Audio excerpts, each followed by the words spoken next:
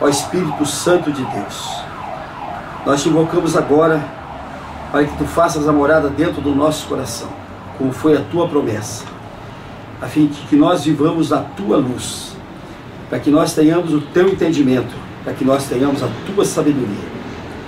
Ó Espírito Santo de Deus, nós te pedimos, vem estar junto de nós, junto conosco, na nossa vida, para que nós façamos tudo segundo a vontade de Deus, que é perfeita, boa e agradável.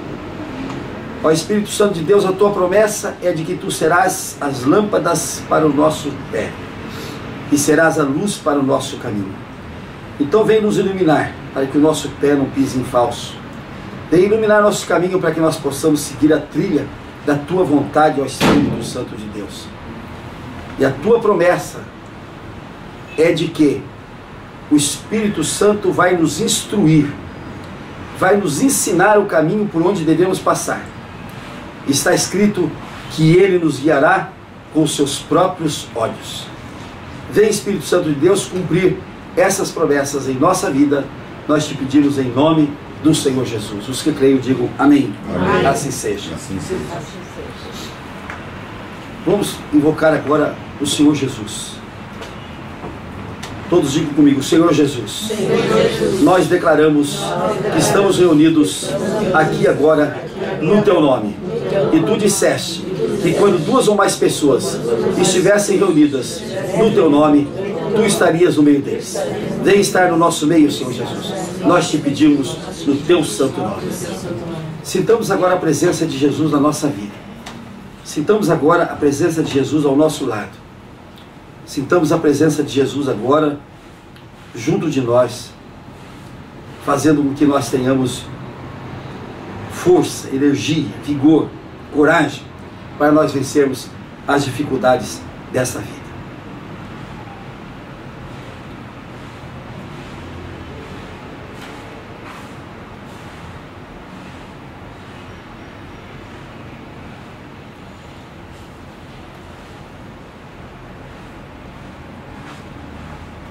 Toda honra e todo louvor e toda glória seja dada ao Senhor Jesus. Os que creem digam amém. Amém. Assim seja. Vamos trazer aqui hoje uma passagem que está no livro de Mateus. Uma passagem muito interessante, porque ela, além de ser uma orientação espiritual, ela é uma orientação de vida em qualquer setor da nossa vida, qualquer que seja o setor da nossa vida. Olha o que está escrito aqui no Evangelho de Mateus. Só para explicar, nós temos 4 evangelhos, que é Mateus, Marcos, Lucas e João. O Evangelho de Mateus é um evangelho dedicado aos judeus. O Evangelho de Marcos é dedicado a Jesus trabalhador, a Jesus operante. O Evangelho de Lucas é histórico. E o Evangelho de João é espiritualizado ao máximo. Ali no Evangelho de João nós temos as verdades mais profundas que Jesus nos ensinou. Mas aqui, no Evangelho de Mateus, no capítulo 7, no versículo 24, nós temos aqui um ensinamento extraordinário. Olha o que está escrito aqui. Todo aquele, pois, que ouve as minhas palavras e as pratica, será comparado a um homem prudente que edificou a sua casa sobre a rocha. Vamos repetir para ficar bem gravado. Todo aquele, pois, que ouve as minhas palavras de Jesus e as pratica, será comparado a um homem prudente que edificou a sua casa sobre a rocha. E caiu a chuva, transbordaram os rios, sopraram os ventos e deram com ímpeto contra aquela casa, que não caiu, porque fora edificada sobre a rocha. Mas todo aquele que ouve as palavras da Bíblia e não as pratica, será comparado a um homem insensato que edificou sua casa sobre a areia. E caiu a chuva, transbordaram os rios, sopraram os ventos e deram com ímpeto contra aquela casa, e ela desabou, sendo grande a sua ruína. Olha o que diz a Bíblia aqui. Ela mostra duas situações. A situação do homem sensato, que ouve a palavra de Deus e pratica.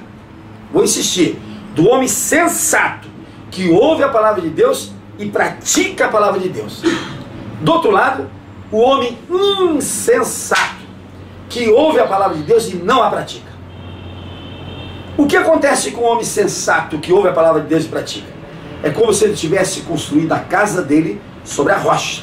Se ele tivesse construído a vida dele sobre a rocha. Se ele tivesse construído todos os planos dele sobre a rocha. Aí o que acontece? Veio chuva, veio vento, veio tempestade, veio o rio transbordante, tudo veio sobre aquela casa.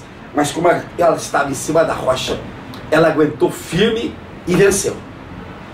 Agora, o insensato, que é aquele que até ouve a palavra de Deus, mas não a pratica, é como aquele homem insensato que construiu a sua casa sobre a areia. Aí vem o vento, vem a chuva, vem a tempestade, vem o rio, vem a enchente, vem tudo mais, e a casa cai. A palavra casa aqui, gente, para nós entendermos bem, é a nossa vida. É a nossa vida.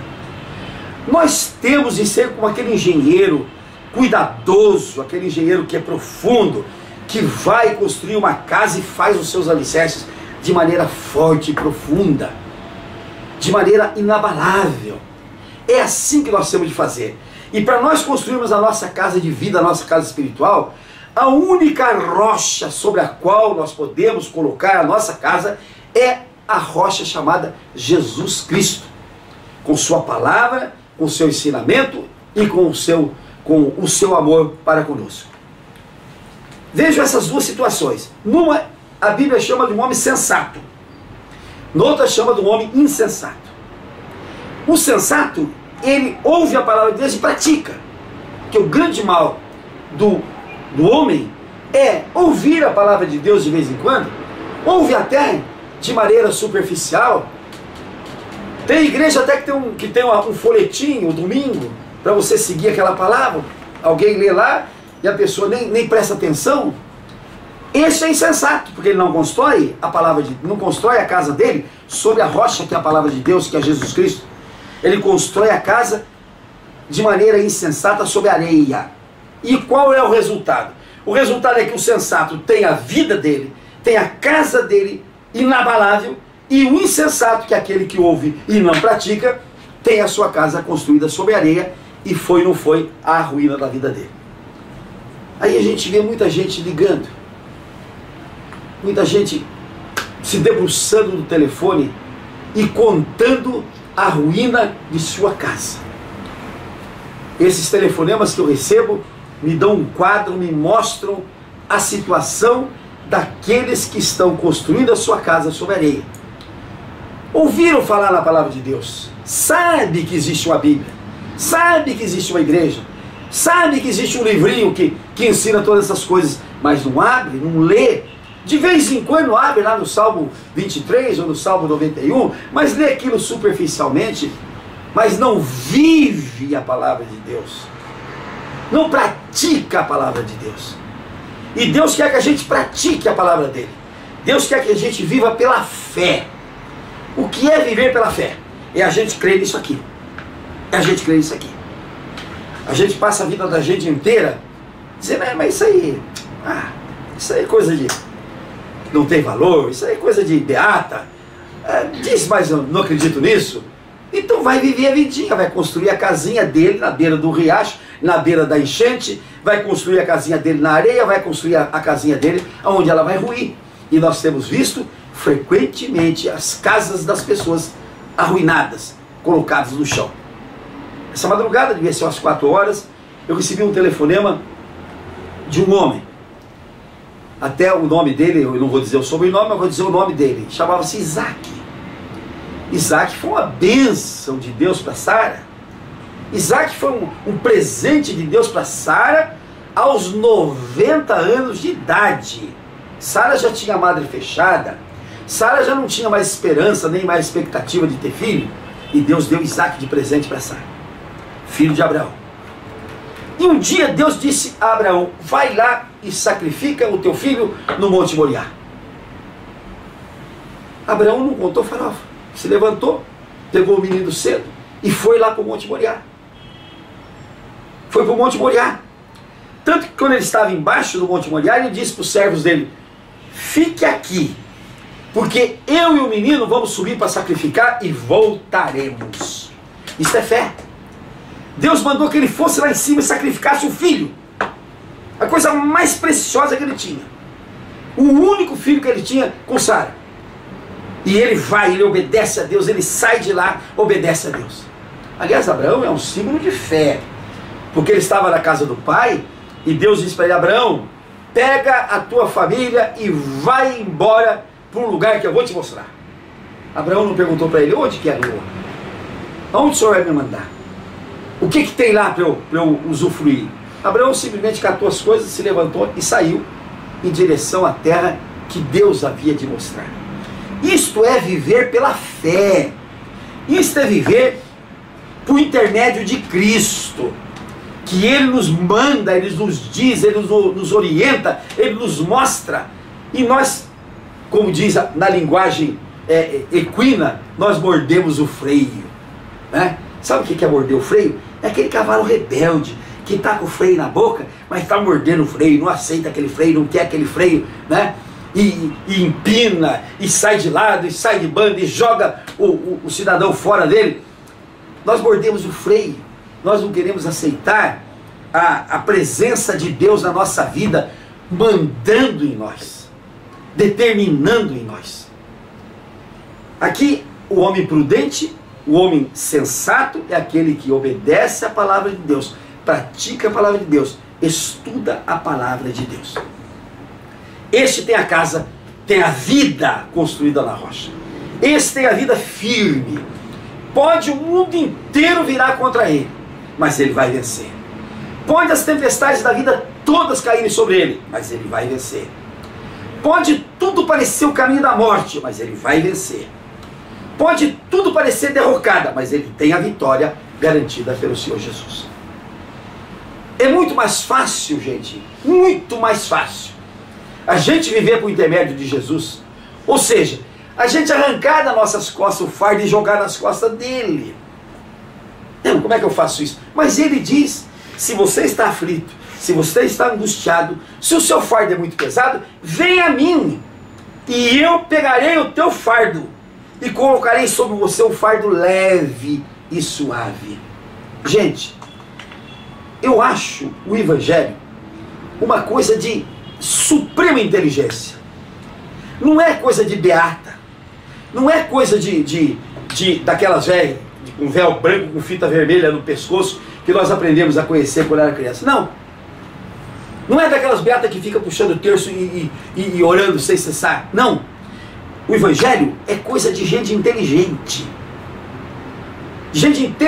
que sabe que veio a este mundo, não veio por acaso, não caiu de um astro, não foi transformado de um macaco, não, foi obra de Deus, e esse Deus que o colocou aqui é responsável pela vida dele. Isso é o verdadeiro Evangelho. Se ele é responsável pela minha vida, eu vou jogar a responsabilidade nas costas dele. Mas tem gente que não quer jogar, não, mas eu que tenho de fazer, eu que tenho de ir, eu que tenho de fazer, eu que tenho de dizer, eu que tenho de colocar, eu é que tenho de resolver. Não, joga nas costas de Deus e Ele vai iluminar a nossa estrada. É esta a promessa dele. É esta a promessa dele. Onde nós vamos encontrar essa promessa? Vamos virar só uma folha e nós vamos encontrar em Mateus, no capítulo 8, nós vamos encontrar um outro episódio muito bonito, que é o episódio da tempestade. Então, entrando ele no barco, seus discípulos o seguiram. Jesus viu o barco e entrou no barco. Imediatamente, os 12 discípulos pularam junto com ele, porque era fácil seguir Jesus. Jesus dava comida, Jesus protegia todo mundo, Jesus fazia milagre, era fácil seguir Jesus. Então, quando pulou no barco, os outros pularam junto. E eis que sobreveio no mar uma grande tempestade, de sorte que o barco era varrido pelas ondas. Entretanto, Jesus dormia. Olha que figura. Olha que figura interessante. Vocês me perguntaram, mas Jesus não sabia que ia ter tempestade? Sabia. Tanto Jesus sabia que entrou no barco e deixou que os apóstolos entrassem, porque Jesus queria mostrar o poder dele. Para quê? Para que nós hoje tenhamos a certeza desse poder. Jesus dormia, mas os discípulos vieram acordá-lo clamando: Senhor, salva-nos, porque perecemos. Eu imagino que aqueles 12 eram pescadores e sabiam manejar o barco.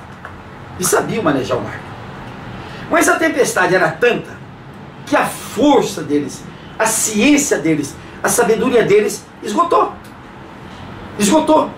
Aí eles correram para Jesus e gritaram: salva-nos, Senhor, porque perecemos. Salva-nos, Senhor, porque perecemos. Imagine a força daquele mar, imagine a força daquela tempestade. Para 12 homens experientes, 12 homens que estavam habituados àquele mar, conheciam aquele mar, o desespero deles quando eles vieram acordar Jesus. Olha aqui o que aconteceu. Perguntou-lhes então Jesus: por que sois tímidos? Por que sois medrosos, homens de pequena fé? E levantando-se, repreendeu os ventos e o mar, e fez-se grande bonança. Quando os discípulos acordaram Jesus, Jesus olhou bem para eles assim, bem desse jeito. Jesus disse: por que vocês são tão tímidos assim? Por que vocês são tão medrosos assim? Por que vocês não têm fé sabendo que eu estou aqui? Jesus está dizendo hoje para cada um de nós aqui: por que vocês são os poltrões? Por que vocês são os medrosos? Por que vocês são os tímidos? Por que vocês correm no primeiro momento? Por que vocês se desesperam? Por que vocês se lançam à dúvida? Por que vocês vivem uma vida desse jeito? Jesus está perguntando a cada um de nós. Por quê? Porque nós nem acreditamos que Ele está no nosso barco. Nós nem acreditamos. A grande maioria nem põe Jesus no barco. A grande maioria entra no barco sozinho e diz: eu que vou remar, eu que vou atravessar esse mar, eu que vou fazer. Não era melhor botar Jesus ainda aqui dormindo? Porque tinha quem acordar. E Jesus diz: por que sois tímidos, homens de pequena fé? Aí vocês vão ver por que é que os discípulos estavam apavorados. E maravilharam-se os discípulos e disseram: quem é este que até o vento e o mar obedece?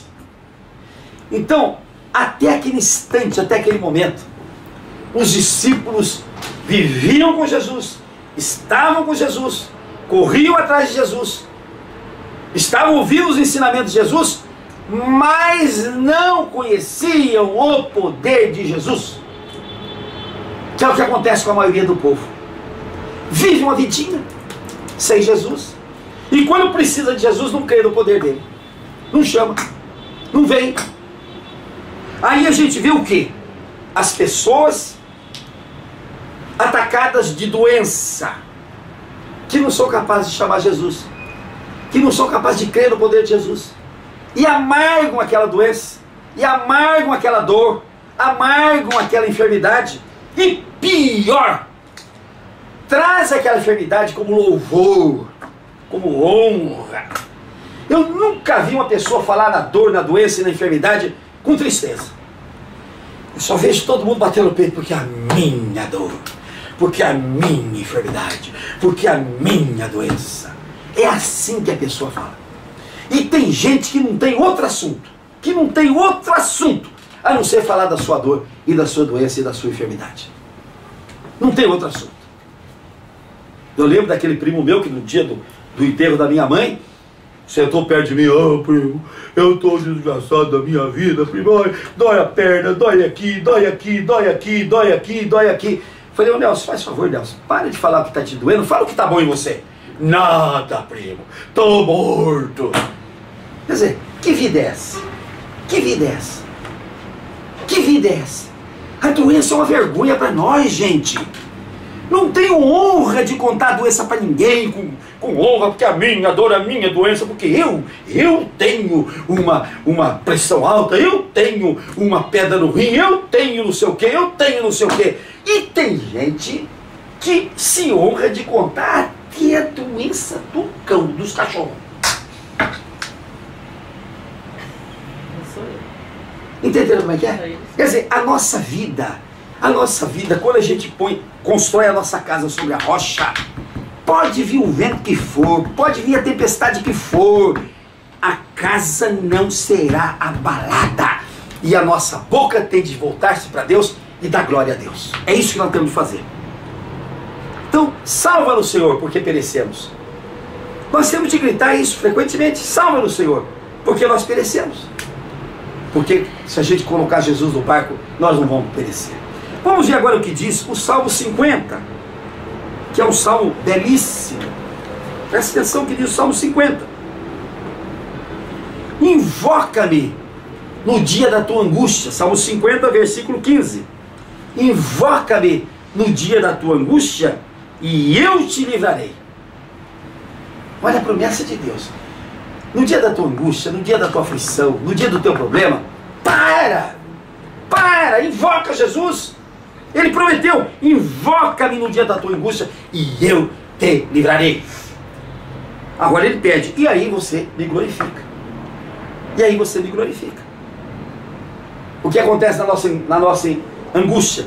Nós corremos em busca de outras situações, esquecemos de invocar Jesus. Vamos ver o que diz o Salmo 91, olha aqui.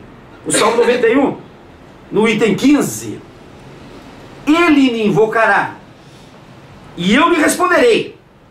Na sua angústia eu estarei com ele. Livrá-lo-ei e o glorificarei. Olha o que Jesus nos promete. Na nossa angústia, na nossa aflição, na nossa tempestade, o que nós temos de fazer? Invocá-lo. Invocá-lo. E ele prometeu que vai responder. E na sua angústia, na nossa angústia, ele vai estar conosco e vai nos livrar e vai nos glorificar. Eu queria lembrar aqui um episódio que está falado no livro de Hebreus. No livro de Hebreus, quando ele diz assim: de maneira alguma, diz o Senhor, te deixarei, nunca jamais te abandonarei. Essa frase é uma frase bonita, que Deus diz assim no Antigo Testamento. Pode uma mãe abandonar o seu filho pequeno que lhe mama ao peito? Naquele tempo era possível isso, agora não, agora é jogado na lata de lixo, é encontrado na caixa de sapato, agora é uma balbúrdia, porque a natureza humana perdeu a divinização. Mas ele diz assim: ainda que a mãe te abandone, de maneira nenhuma eu te deixarei, nunca jamais te abandonarei, diz o Senhor. Agora, essa expressão aqui, ela vem lá de longe, lá de trás, do Antigo Testamento.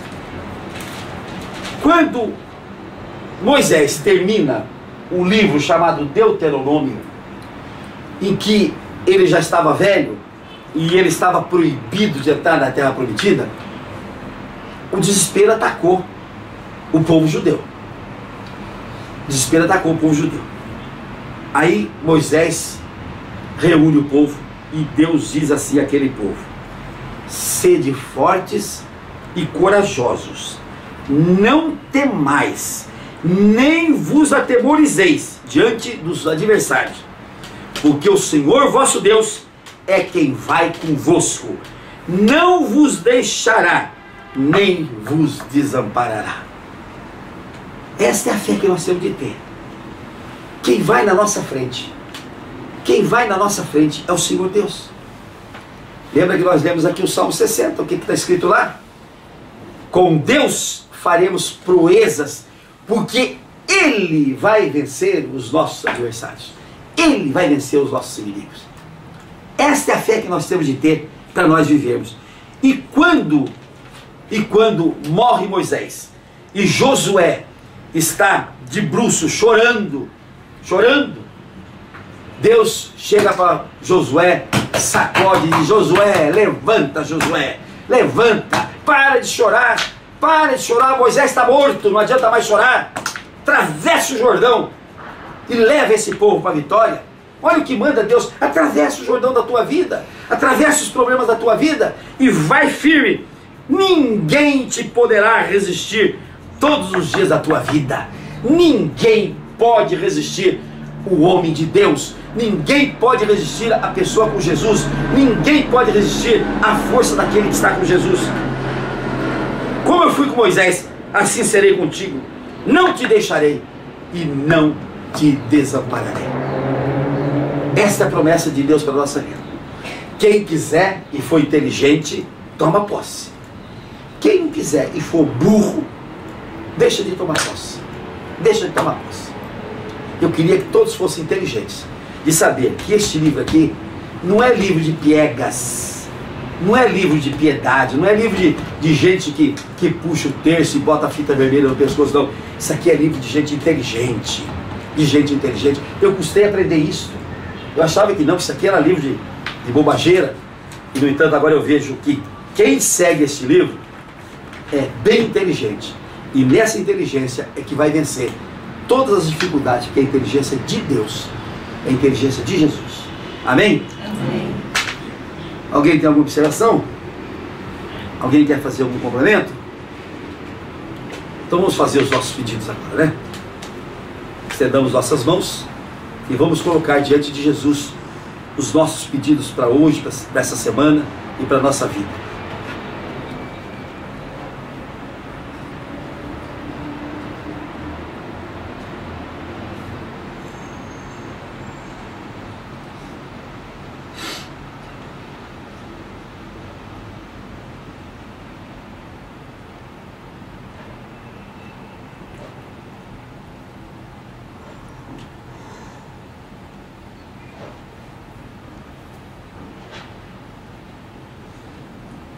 Antes de nós fazermos a concordância, eu quero fazer a minha oração.